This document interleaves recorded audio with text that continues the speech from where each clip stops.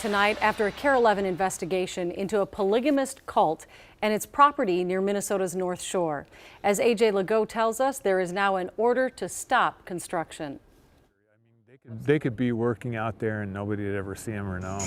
Last week, we showed you how private investigator Sam Brower brought along an extra set of eyes. Now I'm going down his road, flying down his road. To document what was happening out of sight on a remote 40-acre property linked to a religious sect notorious for having child brides. Well, Seth? In January, KARE 11 reported that Seth Jeffs, a known leader of the Fundamentalist Latter-day Saints, or FLDS, and the brother of convicted pedophile prophet Warren Jeffs, planned to build a nearly 6,000 square foot building.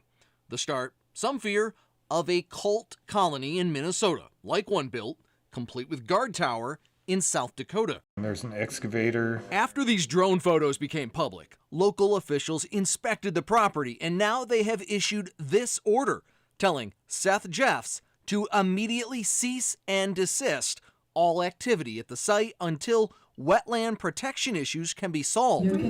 Welcome news, no doubt, for concerned citizens who packed a recent meeting in Grand Marais, worried about a possible cult compound.